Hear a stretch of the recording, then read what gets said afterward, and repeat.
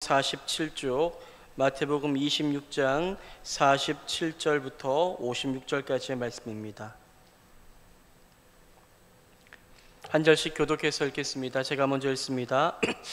말씀하실 때에 12 중에 하나인 유다가 왔는데 대제사장들과 백성의 장로들에게서 파송된 큰 무리가 칼과 몽치를 가지고 그와 함께 하였더라. 예수를 파는 자가 그들에게 군호를 짜 이르되 내가 입맞추는 자가 그이니 그를 잡으라 한지라. 곧 예수께 나와 라피어 안녕하시옵니까 하고 입을 맞추니 예수께서 이르시되 친구여 내가 무엇을 하려고 왔는지 행하라 신데 이에 그들이 나와 예수께 손을 대어 잡는지라. 예수와 함께 있던 자 중에 하나가 손을 펴 칼을 빼어 대제사장의 종을 쳐 그 귀를 떨어뜨리니 이에 예수께서 이르시되 내 칼을 도로 칼집에 꽂으라. 칼에 가지는 자는 다 칼로 망하느니라. 너는 내가 내 아버지께 구하여 지금 12군단 더 되는 천사를 보내시게 할 수 없는 줄로 아느냐. 내가 만일 그렇게 하면 이런 일이 있으리라 한 성경이 어떻게 이루어지겠느냐 하시더라. 그때 예수께서 무리에게 말씀하시되 너희가 강도를 잡는 것 같이 칼과 몽치를 가지고 나를 잡으러 나왔느냐. 내가 날마다 성전에 앉아 가르쳤으되 너희가 나를 잡지 아니하였도다. 그러나 이렇게 된 것은 다 선지자들의 글을 이루려 함이니라 하시더라. 이에 제자들이 다 예수를 버리고 도망하니라. 아멘. 이 시간 우리 특송 삼려전도회가 특송을 하나님 앞에 영광 돌려드리겠습니다.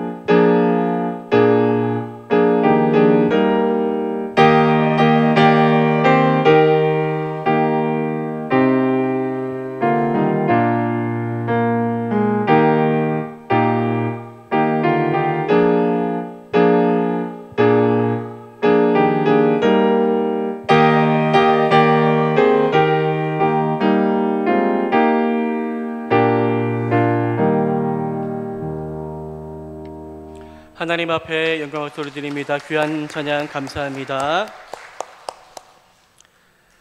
지난주에 우리가 겟세마네 동산에서 예수님께서 세 제자와 함께 기도하고 계셨던 모습에 대해서 함께 나누었습니다. 예수님은 제자들에게, 잠들어 있는 제자들에게 무엇을 말씀하셨습니까? 시험에 들지 않게 깨어서 뭐 하라고요? 기도하라 말씀하셨지요. 그러한 말씀을 나누고 있을 동안에 그때 놀라운 일이 일어나게 됩니다. 바로 그때 가룟 유다가 예수님을 잡고자 사람들을 데리고 옵니다. 대제사장들과 백성의 장로들에게서 파송된 큰 무리를 데리고 예수님 잡으러 나온 것입니다. 예수님이 많은 12 제자들과 함께 있지 않고 특별히 세 제자들과 함께 있을 그때 많은 사람들이 없었던 그때를 가룟 유다가 알고 지금이 예수님을 잡을 때라고 판단한 겁니다. 그들은 어떻게 옵니까? 칼을 가지고, 몽치를 가지고 왔습니다. 무서운 칼과 몽둥이를 가지고 예수님께 다가온 거지요. 가룟 유다는 여러분들 12 제자 중 한 사람이었지만 이제는 완전한 배신자가 되어버립니다. 그는 양심을 팔았지요. 자신의 양심을 팔아서 스승이었던 예수님, 그 예수님을 죽음의 자리로 팔아 넘기고자 합니다. 그는 태어난 척하면서 예수님에게 먼저 나아갑니다. 예수님에게 먼저 입맞추는 사인을 보여주므로 자신과 함께 왔었던 사람들이 이 사람이 너희가 잡을 예수다라는 그런 사인을 보여줍니다. 가룟 유다는 여러분들 떨지 않습니다. 너무나도 대범했지요. 그는 예수님을 향해 태연하게 랍비요 안녕하시옵니까? 라고 묻습니다. 예수님을 잡기 직전인데 안녕과는 전혀 거리가 먼 상황이었습니다. 그런데 그는 안녕하시옵니까? 라고 말하며 마치 예수님을 조롱하듯 그렇게 예수님 앞에 다가왔습니다. 참 가룟 유다를 보면서 믿을 사람 하나 없구나 라는 것을 깨닫게 되지요. 그런데 예수님은 화가 날 법도 한 상황이었는데 가룟 유다의 그러한 도발에 넘어가지 않으십니다. 예수님은 그 상황 속에서도 평정심을 지키시며 친구여 네가 무엇을 하려고 왔는지 행하라 라고 말씀하십니다. 예수님의 그러한 말이 떨어지기가 무섭게 가룟 유다와 함께 온 무리들은 예수님께 손을 대어 예수님을 잡아가고자 합니다. 그때였습니다. 그때 또 한 가지 놀라운 사건이 일어나지요. 함께 있었던 베드로가 그 상황을 보고 가만히 있지 않았던 겁니다. 오늘 우리는 여러분들 오늘 이 사건의 핵심 인물인, 물론 예수님도 이 사건의 가장 중요한 인물이시지만 또 이 사건 가운데 또 다른 핵심 인물인 베드로에 대해서 집중적으로 함께 살펴보며 베드로의 약점이 무엇이었는지 또 변화되어야 할 모습은 무엇인지를 발견하고 우리 또한 그 길을 따라갈 수 있는 지혜를 얻기를 바랍니다. 먼저 마태복음 26장 51절 말씀을 함께 한번 읽어보겠습니다. 읽겠습니다. 시작. 예수와 함께 있던 자 중에 하나가 손을 펴 칼을 빼어 대제사장의 종을 쳐 그 귀를 떨어뜨리니. 예수와 함께 있던 자 중에 하나가 손을 펴서 칼을 뺍니다. 칼을 빼서 무엇을 합니까? 대제사장의 종을 칩니다. 그리하여 그 귀가 떨어지게 되었다라고 말씀합니다. 피가 나는 그런 참 참혹한 일들이 일어나게 된 거죠. 여기서 예수와 함께 있는 자 중에 하나는 사복음서를 볼 때에 베드로를 이야기하는 것을 발견합니다. 예수님을 잡으려고 할 때에 베드로는 소지하고 있었던 호신용 단검을 빼어서 순간적으로 칼을 휘두릅니다. 칼을 휘둘러서 대제사장의 종 말고입니다. 이 말고의 귀를 잘라 떨어뜨려 버리고 맙니다. 여러분, 이 장면은 물론 베드로가 참 용감한 사람이었지만 베드로의 성격이 확연하게 드러나 보이는 말씀인데요. 베드로의 평소의 모습이 어떠했는지를 보여주는 장면이라고 말할 수가 있습니다.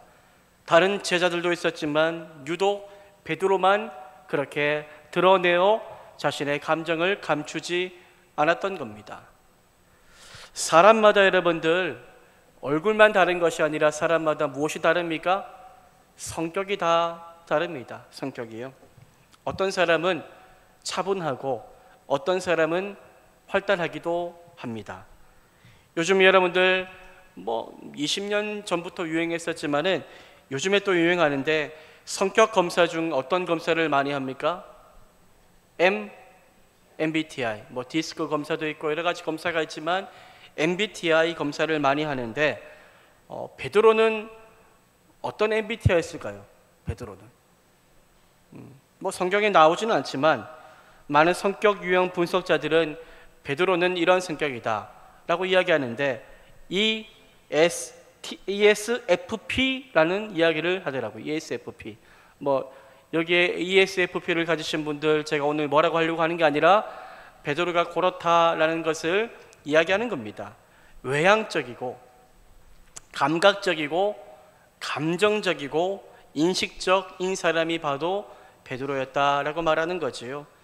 베드로는 여러분들 우리가 볼 때에 교회 얼마 안 다닌 분도 베드로에 대해서 이야기를 이제 많이 듣는다면 베드로가 내향적인 사람은 아니다라는 것을 다 알고 있지요. 베드로는 앞에 나서기 좋아했습니다. 아주 예수님 앞에 나아가 사람들 앞에 나아가 이런저런 말하기를 좋아했고 무리들 앞에서 참 어떠한 행동을 먼저 하는 것을 주저하지 않았으며 언제나 리더가 되어 앞장서는 모습을 보여주곤 하였지요. 베드로는 외향적인 사람입니다. 베드로는 또 감각적인 사람이었는데요. 베드로는 즉흥적으로 행동하는 성향이 다분한 사람이었습니다. 여러분들 누가 물 위에 정말로 예수님과 함께 걸으려고 하겠습니까? 여기 계신 분들 중에 예수님이 오라 해도 예수님 저 믿고 갑니다. 저 잡아주셔야 돼요 하면서 깊은 물에 여러분들 빠질 사람이 누가 있겠습니까? 없겠지요. 근데 베드로는 겁도 없이 물 위를 걷고자 물 안으로 들어가기도 하였던 사람이었습니다. 베드로는 또 감정적인 사람이었지요. 오늘 본문에서도 그는 감정적으로 대응하며 칼을 빼어 정말로 피가 나는 그러한 현장을 만듭니다. 또 이후에 베드로는 세 번이나 예수님을 부인한 이후에 잘못을 깨닫고 꺼이꺼이 울며 세상이 떠나갈 듯 통곡하기도 하였던 참 감정을 잘 드러내는 사람이었습니다. 이처럼 참 다분히 감정적인 사람이 바로 베드로였지요. 베드로는 그리고 인식적인 사람이었는데 치밀한 계획보다는 즉흥적인 대응이 많았고 또 상황에 따라 빠르게 반응하며 잘 대응하며 움직이는 스타일의 성품의 소유자였습니다. 오늘 본문에서는 베드로의 어떤 모습이 보입니까? 감정적인 모습이 보이지요. 감정적인 모습, 혈기 가득한 모습이 오늘 드러나고 보입니다. 베드로는 사실 성경을 보면 알 수 있듯이 오늘 본문만이 아니라 말보다 행동이 빠를 때가 많았고 감정과 열정이 매우 앞섰던 사람입니다. 오늘 본문에서 베드로가 칼을 들고 대제사장의 종의 귀를 자른 장면은 그의 혈기와 충동적인 대응하는 모습이 고스란히 드러나는 장면이라고 말할 수가 있겠지요. 물론 베드로의 이러한 행동은 여러분들 예수님을 사랑하기에 내가 사랑하는 예수님이 억울하게 잡혀가는 것을 차마 가만히 볼 수 없기에 하였던 사랑의 행동입니다. 사랑하는 예수님이 잡혀가시는데 어떻게 가만히 있을 수 있습니까? 칼을 빼어서 공격해서라도 예수님을 보호하는 것이 맞다고 생각할 수도 있습니다. 그러나 예수님이 어떻게 반응하셨는가 중요하죠. 오늘 예수님은 그러한 자신을 지키고자 하였던 정말로 칼을 들고 목숨을 다해서 예수님 지키고자 하였던 혈기 가득한 베드로의 행동을 잘했다, 참 고맙다 라고 말씀하지 않으시고 도리어 그러한 행동을 멈추라 이렇게 말씀하십니다. 혈기를 도로 집어넣으라고 말씀하시는 거죠. 오늘 이 시간 말씀을 나누며 베드로의 혈기를 볼 것인데, 베드로의 혈기만 볼 것이 아니라 내 안에 여러분들 숨겨두었던 혈기는 무엇이고, 또 그러한 다듬어지지 않은 혈기를 어떻게 우리가 주님의 은혜로 잘 다스려 온유한 성품의 사람으로 변화시켜 갈 것인가에 대해서 말씀을 나누고, 또 함께 그 뜻을 구하며 기도하는 그런 시간이 되기를 바랍니다. 여러분, 혈기는 사실 순간적인 실수라고만 볼 수는 없습니다. 혈기는 순간적인 실수인 경우보다 보통 우리가 가진 본연의 모습, 내가 평소에 가지고 있었던 본성적인 본연의 모습을 들킬 경우들이 많습니다. 원래 그 사람이 가지고 있던 혈기 있는 성품이 위기나 어떤 특수한 상황이 닥쳤을 때에 순간적으로 밖으로 드러나게 되는 겁니다. 베드로가 그랬지요. 사실 그는 이번만이 아니라 이전부터 혈기 가득한 모습을 많이 보여왔었는데, 이번에도 그러한 혈기 가득한 모습이 상황이 긴박해지게 되자 그 힘겨운 상황 속에서 불쑥 튀어나와 버린 겁니다. 그래서 그는 순간적으로 칼을 꺼내어서 대제사장의 종의 귀를 대범하게 잘라버립니다. 여러분, 이러한 베드로의 행동은 치밀하게 계획된 행동은 아니었습니다. 치밀하게 계획되지 않았지요. 잡으러 오기만 해봐, 내가 이렇게 할 거야 하는 모습이 아니었습니다. 베드로의 본성이, 그의 원래 있었던 성격이, 그의 혈기가 순간적으로 튀어나온 겁니다. 이러한 모습은 여러분들 베드로뿐 아니라 우리 안에도 다들 있을 줄 압니다. 욱 하는 혈기, 순간적으로 욱하고 혈기를 부리고 난 이후에 또 후회하는 그러한 모습들 있었지 않습니까? 그러한 혈기가 다 우리에게 있을 겁니다. 어떤 사람은 가정, 집에서 가족들에게 혈기를 자주 드러내는 사람들이 있습니다. 밖에서 말하지 못한, 드러내지 못한 감정을 가족들에게 폭발시켜 버리는 거지요. 거친 감정을 내가 가까이 하는 가족들은 받아줄 것이라고 생각했는지 모르지만 그렇게 쉽게 내뱉으며 씻지 못할 상처가 되는 말과 행동을 서슴없이 하는 겁니다. 의외로 여러분들 믿음을 가지고 있지만 이러한 분들이 의외로 있습니다. 밖에서나 교회에서나 직장에서는 안 그럽니다. 교회에서는 좋은 사람이고, 직장에서도 참 누구보다 좋은 사람이고, 어딜 가도 참 좋은 사람이라고 하는데 집에서는 혈기가 감추어지지 않는 거지요. 또 교회 안에도 그런 분들이 있을 수 있습니다. 교회는 여러분들 여러 다양한 사람들이 모인 공동체지요. 나이와 성별과 가치관 등이 다른 다양한 사람들이 모인 곳이 바로 교회 공동체입니다. 그렇게 모든 사람을 만족시킬 수 있는 의견이 나오기는 하늘의 별따기입니다. 그런데 그것을 못 견디는 분들이 간혹 있습니다. 교회 안에서 내가 가지고 있는 생각대로 되지 않으면, 자신의 생각과 의견과 방식대로 되지 않으면 내가 사람들에게 무시당하고 있구나 라고 생각하고 화를 내는 겁니다. 거친 감정으로, 혈기로, 큰 목소리로 문제를 해결하고자 하는 겁니다. 힘으로 누르면 된다 라고 생각하는 거지요. 오해나 갈등이 있을 때에 기도하기보다 자신의 판단과 분노가 먼저 나와버리고 마는 겁니다. 여러분, 그런데 이러한 혈기는 절대로 좋은 것이 아닙니다. 혈기는 절대로 혈기로 교회 문제가, 가정의 문제가 해결될 수가 없습니다. 그렇게 해서 여러분들 혈기 부려서 더 좋아진 교회에 있으면 저한테 한번 소개시켜 주시길 바랍니다. 없을 겁니다. 없습니다. 어떠한 이유를 막론하고 나서라도 교회 안에서, 가정 안에서 혈기로 문제를 해결하는 것은 주님이 가장 기뻐하지 않는, 가장 싫어하는 모습 중에 하나라고 말할 수가 있습니다. 그렇게 우리는 절대로 교회 안에서, 가정 안에서, 우리가 어디에나 가든지 우리가 주일에 삶의 예배자, 거룩한 삶의 예배자, 삶을 드리는 산제사 이야기했는데, 혈기 부리면서 내가 거룩한 산제사, 예배자 결코 될 수 없다는 사실을 늘 잊지 마시기를 바랍니다. 이유가 어떠하든지 내가 화낼 수밖에 없는 상황이었어요. 저는 핑계라고 생각합니다. 어떤 상황이더라도 여러분들, 우리의 화를 다스릴 수 있는 것이 주님이 원하시는, 성령이 기뻐하시는 행동이란 사실을 우리가 절대로 잊지 않기를 바랍니다.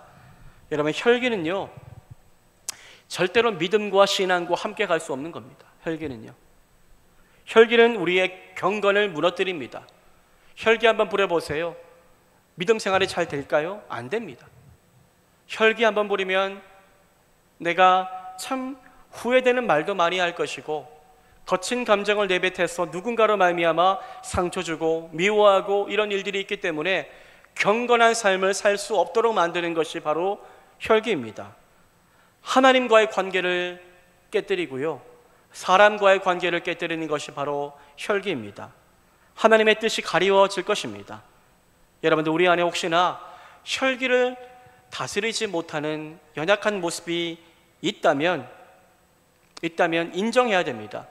정말로 겸손한 마음으로 나의 연약함, 나의 부족함을 정직하게 하나님 앞에 인정하고 맡기며 성령의 은혜로 혈기 있는 성품을 다스려 달라고 여러분들 기도하시기를 바랍니다. 교회 안에서는 여러분들, 성도 앞에서는 안 그럴 수 있어요. 가장 가까운 사람에게는 어떠합니까? 우리는 내 자녀들에게 나는 내 성품을 정말로 자랑스럽게 드러내 보일 수 있습니까? 내가 가장 가까운 부모에게 그럴 수 있습니까? 가장 가까이에서 보는 나의 모습이 바로 내 본연의 모습이라는 사실을 기억하며, 좋은 자리, 어떠한 특정한 자리에서만이 아니라 누가 보든 보지 않든 내 안에 있는 혈기를 다스릴 수 있는 성령의 은혜를 부어달라고 날마다 은혜를 구하며 살아가시기를 소망합니다. 사실 여러분들, 정작 잡혀가는 사람은 베드로가 아니고 예수님이었습니다. 예수님이었지요. 그런데 예수님은 베드로와 같이 혈기 부리지 않으셨잖아요. 도리어 그 상황 속에서 예수님은 혈기 부리는, 혈기 가득한 베드로를 차분하게 책망하시며 하나님의 뜻을 이야기하십니다. 마태복음 26장 52절인데요. 우리 52절 말씀 함께 한번 읽어보기를 원하며 읽겠습니다. 시작. 이에 예수께서 이르시되 내 칼을 도로 칼집에 꽂으라. 칼을 가지는 자는 다 칼로 망하느니라. 예수님은 베드로의 혈기를 즉각 멈추게 하시지요. 내 칼을 도로 칼집에 꽂으라. 칼을 가지는 자는 다 칼로 망하느니라. 저는 이 말씀, 칼을 혈기로 한번 생각해 보았습니다. 내 혈기를 도로 네 마음속에 넣으라.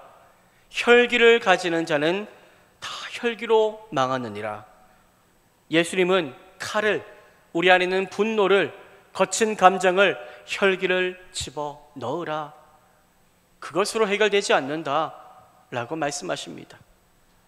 여러분, 사실 혈기를 내려면 예수님이 내시는 게 더 맞습니다. 다른 유다에게 배신당한 예수님, 믿었던 사람에게 배신당하면 화가 나지 않을까요? 베드로보다 예수님이 더 화가 나고 혈기 부를 상황이지 않습니까? 그런데 예수님 혈기대로 행동하지 않으셨습니다. 예수님도 혈기를 드러내실 수 있는 성품이 있습니다. 예수님, 우리가 가진 모든 것을 다 가지고 인간의 모습으로 오셨기에 서운하셨겠지요. 마음이 아프셨겠지요. 하지만 예수님 혈기대로 행동하지 않으십니다. 혈기대로 하면 대적들을, 가룟 유다를 포함한 그 모든 사람들을 단숨에 물리칠 수 있으십니다. 오늘 말씀 나와 있지만 하나님께 기도하기만 하면 하나님께서 12군단 더 되는 천사를 보내어 구하실 수도 있었던 상황입니다. 그런데 예수님은 그렇게 하지 않으시고 온유한 성품으로 하나님의 뜻 앞에 순종하며 대적들에게 잡히십니다. 예수님은 자신의 뜻, 내 생각을 이루고자 하지 않으셨고 하나님의 뜻을 이루시고자 자신의 올라오는 혈기를 십자가에 감추기로 작정하십니다. 여러분, 베드로는 혈기를 부리며 자신이 옳다고 생각하는 대로 행동하였지만 예수님은 거친 감정을 다스리시며 하나님께서 옳다고 말씀하시는 대로 끝까지 순종하셨습니다. 그렇게 우리를 위하여 모든 억울함과 대적들의 공격과 배신과 십자가의 수치와 고통마저 참으신 예수님 때문에, 우리는 혈기대로 행하지 않으신 예수님 때문에 지금 이 시간 죄에서 구원받아 예배하는 자가 되었다는 사실을 잊지 마시기를 바랍니다. 우리는 혈기로 문제를 해결하려고 할 때가 많지만 예수님은 혈기 대신 하나님의 뜻을 구하며 자신의 모든 생각, 감정, 혈기를 십자가에 못 박으셨던 겁니다. 그리고 베드로에게 부탁하시지요. 베드로야, 네 칼을 도로 칼집에 꽂으라. 예수님 그 잘린 귀를 고쳐주시지요. 예수님이 그 잘린 귀, 이 말고의 귀를 고쳐주신 그 모습을 보며 물론 그를 향한 마음도 있었겠지만 베드로를 회복시키고자 하는 저는 마음이 더 깊게 느껴졌습니다. 여러분, 이 베드로는 혈기를 부렸는데 혈기를 그렇게 부렸던 베드로는 이후 어떻게 행동을 했습니까? 56절 하반절은 이렇게 말씀합니다. 제자들은 다 예수를 버리고 도망하니라. 제자들은 다 예수를 버리고 도망하니라. 끝까지 그 혈기대로 베드로는 행동하지 못합니다. 이처럼 혈기는 오래가지 않습니다. 혈기는 오래가지 않아요. 베드로는 혈기를 부리며 칼을 사용하기까지 했지만 그 뜨거운 혈기는 금세 식어 결국 두려움이 되었고 그는 두려움을 피하여 초라하게 도망가는 자가 되어버리고 맙니다. 나중에는 어떠합니까? 죽기 싫어. 예수님처럼 잡히고 죽을까봐 죽음이 두려워 예수님을 부인합니다. 3번이나 맹세하며 저주하면서까지 살고자 예수님을 부인하는 베드로의 모습이 나오지 않습니까? 여러분, 이것이 혈기의 마지막입니다. 혈기의 끝입니다. 결국 혈기는 자신을 지키지 못하고 사람과의 관계도 지키지 못하고 예수님도 지키지 못하는 겁니다. 나 자신을 무너뜨리는 성품이 바로 저는 혈기라고 생각합니다. 그러한 여러분들, 혈기의 사람 베드로도 나중에 많이 후회가 되었겠죠. 혈기 부리는 사람이 늘 또 후회해요. 후회하고 내가 왜 그랬을까 생각하는 모습들을 많이 보는데 베드로는 또 그렇습니다. 실컷 혈기 다 부리고 실컷 다 나는 절대로 주님 부인하지 않겠습니다. 그렇게 호언장담했지만 그것대로 다 살지 못한 채 부끄러워서 후회하며 예수님이 부활하셨는데도 예수님 가까이 가지 못한 채 여전히 이전처럼 고기만 낚고 있는 베드로의 모습, 우리의 모습과 같지 않습니까? 그런데 예수님은 그러한 후회하고 있는 베드로를 다시 회복시키고자 부활하신 이후에 개인적으로 찾아오십니다. 혈기의 사람 베드로, 예수님은 무엇을 보여주십니까? 너 왜 그랬어? 질책하지 않고 끝까지 또 온유하게 예수님은 사랑으로 그 모든 것들을 덮어주고자 하십니다. 예수님은 사랑으로 베드로에게 나아가 요한의 아들 시몬아, 네가 나를 사랑하느냐 물으십니다. 3번이나 내가 주님을 사랑하는 줄 주께서 아십니다 라고 고백하지요. 예수님 왜 이렇게 말씀하신 걸까요? 이제 혈기대로 네 뜻대로 살지 말고 나를 사랑하듯 그 사랑으로 내 양떼를 먹이며 살라는 것입니다. 내 양을 먹이라, 내 양을 치라, 목양하라는 거지요. 예수님이 여러분들 제자들과 함께 3년 동안 공생애를 보내며 제자들을 목양하셨습니다. 배신하고 들쭉날쭉하는 그 제자들의 모든 약함과 참 어려움을 다 받아주시며 끝까지 그들을 온유하게 품고 사랑하고 붙들어 주시며 목양하지 않았습니까? 너도 이제 그렇게 하라는 겁니다. 내가 너를 그렇게 사랑했으니 너도 이제 내가 너에게 맡겨주는 너의 양떼들 사랑하고 온유하게 품고 그렇게 그들을 섬기라는 것입니다. 너의 혈기는 이제 감추고 이제 사랑만이 너에게 가득하게 만들어 가라고 말씀하시는 것입니다. 예수님은 이렇게 하여 혈기 많은 베드로를 결국 사랑 많은 베드로로 바꾸십니다. 그래야 성령을 받은 후 더 이상 베드로는 혈기로 살지 않았고 생명의 복음을 사랑으로 전하며 십자가 앞에 자신을 죽이는 은혜의 삶을 살아가게 됩니다. 사랑하는 여러분, 혈기를 어떻게 우리가 다스릴 수 있을까요? 혈기는 예수님의 은혜와 사랑이 내 안에 임할 때에만 다스려지게 되는 것입니다. 그렇게 우리는 매 순간 성령 안에 끼어있기를 힘써야 하고 날마다 자신의 혈기를 십자가에 못 박아 죽이며 사랑에 온유하신 예수님을 닮아가는 삶을 살겠노라고 결단하고 내 모든 거친 감정을 죽이며 주님 앞에 억울함도 죽이며 주님 앞에 닮아가겠노라고 결단하며 살아가는 것입니다. 사랑하는 여러분, 여러분들의 마음속에 혈기가 있다면 그 모든 혈기마저 성령님께 맡겨드리시기를 바랍니다. 우리 교회 안에서 저는 혈기가 나타나지 않기를 바랍니다. 혈기가 있는 곳에는 결코 믿음 충만이 임할 수가 없습니다. 우리 모든 모임이라든지 어떤 회의, 어떤 모든 사람들이 만나는 곳에 목소리 크고 혈기 부리며 그것이 모든 것을 주관한다면 그 교회는 건강한 교회가 아니라는 증거입니다. 사랑하는 여러분, 예수님 성품을 닮아 온유함과 사랑과 위로와 평강이 넘쳐나는 그러한 교회 공동체가 되기를 바라며, 화나는 상황 다 있어요. 제가 이 교회 와서 화낸 적 혹시 있나요? 웬만하면 저는 화를 잘 안 내요. 근데 화나는 상황이 없었을까요? 있어요. 억울할 때도 있고. 그런데 예수님 앞에, 십자가 앞에 못 박는 거지요. 내 혈기가 이 교회를 어렵게 할 수 있고 나의 그 혈기로 인하여 주님이 겨우 정말로 핏값으로 세우신 이 교회가 어려움을 당할 수 있음을 알기 때문에 나 자신을 죽이고 예수 영광 드러내기를 위하여 함께 주님 앞에 나아가는 것입니다. 우리의 교회가, 저는 그런 교회 되기를 바라며 여러분들의 가정이 그러한 가정 되기를 바라며, 우리 가정은 참 온유한 가정입니다. 위로와 사랑이 넘치는 가정입니다라고 자신 있게 말하고, 여러분들이 정말로 함께 살아가는 배우자, 자녀, 부모들이 여러분들을 바라보며 참 온유합니다, 참 사랑이 많습니다 라고 고백 드릴 수 있는 우리의 아름다운 성품의 삶이 되기를 주님의 이름으로 축복합니다. 오늘도 우리는 뭐 하러 왔습니까? 기도하러 왔는데요, 기도 없이 여러분들 혈기를 다스릴 수 없어요. 혈기 있는 상황 가운데 있다면 기도하십시오. 기도하는 가운데 주님이 우리의 혈기를 다스려 갈 줄 믿습니다. 혈기 있는 상황이 있습니까? 말씀 펴십시오.